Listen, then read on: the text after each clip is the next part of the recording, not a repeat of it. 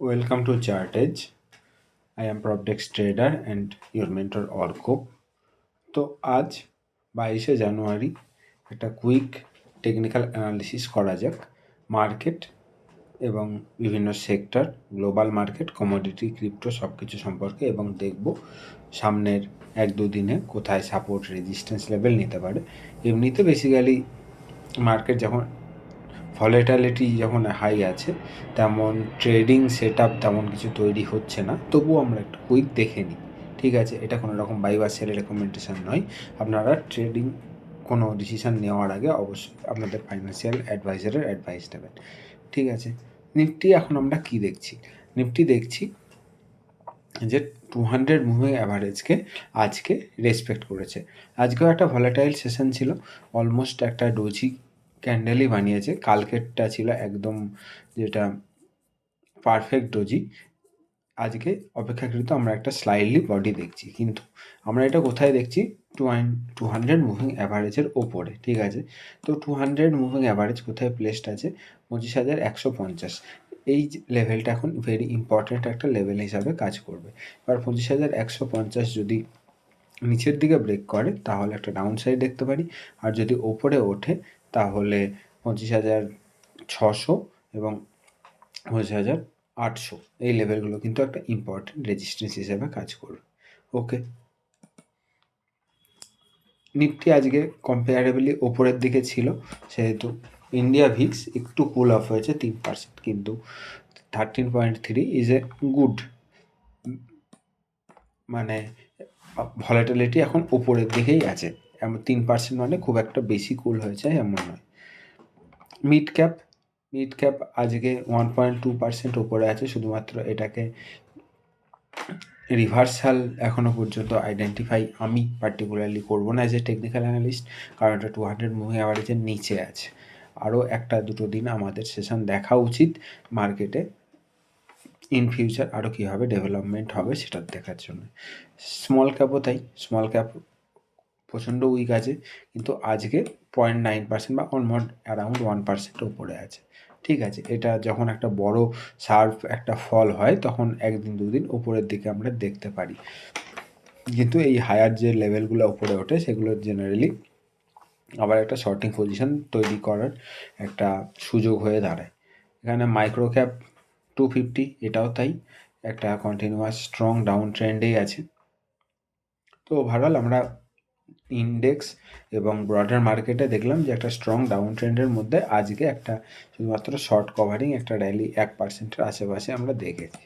ঠিক আছে, অন্যদিকে ব্যাঙ্ক নিফটি কিন্তু একটা ইম্পর্টেন্ট জায়গাকে হোল্ড করেছে, সেটা হলো 50 মুভিং অ্যাভারেজ। কালকে একদিনের জন্য আমরা 50 মুভিং অ্যাভারেজের নিচে ক্লোজিং দেখেছিলাম, সেটা হলো সেপ্টেম্বর অক্টোবরের পর। এই জাস্ট আমরা এখানে জানুয়ারিতে লাস্ট আমরা দেখলাম প্রায় 3-4 মাস পরে 50 মুভিং অ্যাভারেজের নিচে।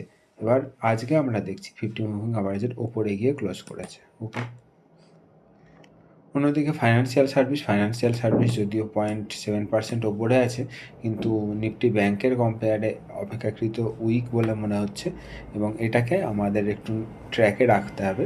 যদি হোল্ড করে তো ভালো, যদি না হোল্ড করে তাহলে কিন্তু আরও কিন্তু পেন পয়েন্ট এখানে তৈরি হতে পারে। ফাইন্যান্সিয়াল সার্ভিসের মধ্যে এক্সট্রা কী আছে? এনবিএফসিস। এবার এনবিএফসিতে যদি উইকনেস থাকে তাহলে কিন্তু ফাইন্যান্সিয়াল সার্ভিস পড়বে। কিন্তু অন্যদিকে আজকে কিন্তু নিফটি পিএসইউ ব্যাংক একটা স্ট্রং মুভ দেখিয়েছে, সমস্ত পিএসইউ ব্যাংক। এবং আজকে ইন্ডিয়ান ব্যাংকের তো রেজাল্ট ছিল ভালো এসছে, সেজন্য ওটা তো উপরে আছেই, তার সাথে অন্যান্য যে ইন্ডেক্সের স্টকগুলো সেগুলো বেশ একটা ভালো পারফর্ম করেছে। ঠিক আছে, সেই জন্য পিএসইউ ব্যাংক ইন্ডেক্স কিন্তু খুব ভালো placed, well placed in this falling market. সেই জন্য কিন্তু পিএসইউ ব্যাংক স্টকগুলোকে কিন্তু আমাদের একটু নজরে রাখতে হবে। ঠিক আছে, পিএসইউ ব্যাংকে কিন্তু ছাড়া যাবে না। অন্যদিকে নিফটি ফার্মা একটা যে ইম্পর্টেন্ট সাপোর্টের কাছ থেকে উপরের দিকে ঘুরছে। এবার এটাকেই যদি লো তৈরি করে তাহলে এখানে আবার কিন্তু একটা রিভার্সাল আসতে পারে, কিন্তু 200 মুভিং অ্যাভারেজের ওপরে যতক্ষণ না উঠছে ততক্ষণ পর্যন্ত কিন্তু সেটা কনফার্মেশন হবে না, এবং এখানে 1-2 দিন উপরের দিকে উঠে আবার কিন্তু নিচে নামতে পারে। ঠিক আছে, সেই জন্য একটু দেখে কাজ করাটাই বেটার। এবার নিফটি আইটিতে তেমন উইকনেস নেই। নিফটি আইটি একটা সাইডওয়েজ রেঞ্জের মধ্যে ফেঁসে আছে বা সাইডওয়েজ প্যাচের মধ্যে আটকে আছে, কিন্তু নিফটি আইটিতে বাকি সেক্টরে যেমন উইকনেস আছে, নিফটি আইটিতে কিন্তু সেই উইকনেসটা আমরা এখানে কিন্তু দেখতে পাচ্ছি না। অন্যদিকে নিফটি অটো উইক আছে এবং 50 মুভিং অ্যাভারেজ থেকে বড় একটা ফল হয়েছিল। আজকেও তার হাইটাকে ধরে রাখতে পারেনি, হাই থেকে অনেকটা নিচে এসে ক্লোজ হয়েছে। সেহেতু নিফটি অটোকেও এখন এটা উইকনেসই আমরা দেখতে পাচ্ছি। নিফটি মেটাল আজকে কিন্তু 1.2% উপরে আছে। তার মানে কি নিফটি মেটালও কিন্তু বেশ স্ট্রং আছে। Nifty PSU bank, Nifty metal এগুলো কিন্তু এখনও পর্যন্ত মার্কেটকে লিড করছে। আমি আগের ক্লাসে বলেছিলাম যে মার্কেট যখন কন্টিনিউয়াসলি পড়ছিল তখন কিন্তু এই Nifty bank, Nifty PSU, Nifty metal এগুলো কিন্তু 10-20 মুভিং অ্যাভারেজকে খুব সুন্দরভাবে হোল্ড করে আছে। এবং যেহেতু মার্কেট একদিন আজকে জাস্ট ওঠার যখন সাইন দিয়েছে, সব থেকে বেশি লিড করেছে কে? নিফটি মেটাল এবং নিফটি পিএসইউ ব্যাংক। এটাই জেনারেলি হয়ে থাকে। এরপর নিফটি অয়েল অ্যান্ড গ্যাসে আমরা কি দেখছি যে এটা 200 মুভিং অ্যাভারেজের নিচে প্লেসড আছে এবং এখান থেকে উপরের দিকে 11,500, তার উপরে 11,800, এগুলো কিন্তু এক ইম্পর্টেন্ট লেভেল হিসাবে রেজিস্ট্যান্স কাজ করবে। নিফটি এফএমসিজি কন্টিনিউয়াস ডাউন ট্রেন্ডে আছে। সেখানে 10, 20, 50 এই মুভিং অ্যাভারেজগুলো কিন্তু প্লেসড আছে এবং তাই সেগুলো নিচে ট্রেড করছে। ঠিক আছে, উইক এক কথায়। Nifty reality one of the weakest, মানে সব থেকে যারা বেশি উইক আছে তার মধ্যে নিফটি রিয়ালিটি এখন অন্যতম। কনজিউমার ডিউরেবিলিটি উইক, মানে আজকে যখন মার্কেটের সমস্ত সেক্টর উপরে আছে তখনও Nifty reality, Nifty consumer durability এরা কিন্তু উইক হয়ে আছে। অন্যদিকে ক্যাপিটাল গুডসও কিন্তু নিচেই ট্রেড করছে, ক্যাপিটাল গুডসও কিন্তু ওপরে যাচ্ছে না। এটাও কিন্তু আমাদের একটু ট্র্যাকে রাখতে হবে। তার মানে কি দেখলাম, ওভারঅল মার্কেটে আজকে শুধু শর্ট কভারিং একটা র্যালি এসছে, কিন্তু আরও 1-2 দিন আমরা ওয়েট করব কোনো রকম রিভার্সালের কনফার্মেশন নেওয়ার আগে। ঠিক আছে, অন্যদিকে ইন্ডেক্সের মধ্যে আমরা ডলার ইন্ডেক্সকে আমরা দেখছি অলমোস্ট 98.3 আশেপাশে দাঁড়িয়ে আছে। এটাও একটা স্টেবিলিটির সাইন। কিন্তু ইউএসডি আইএনআর অল টাইম লোতে এসে ট্রেড করছে, 91.7 এর পিক করেছিল। This is not a good sign for equity market and as a economy. ঠিক আছে, এটা যদি আরও উইক হয় তাহলে কিন্তু তার প্রেশারটা আমরা ইকুইটি মার্কেটে দেখতে পাবো। S&P 500 অল টাইম হাইয়ের কাছে এসে ট্রেড করছে, এটা কিন্তু একটা স্ট্রেংথ আছে। প্লাস EU50 ইউরোপিয়ান স্টকসও অলমোস্ট যে ফলটা করেছিল, দুদিনের যে পুল ব্যাক নিয়েছিল, সেটাকে কিন্তু গতকাল 1.5% ওপরে ছিল এবং আজকেও দেখছি তার হাইয়ের কাছাকাছি আছে, এটাতেও স্ট্রেংথ আছে।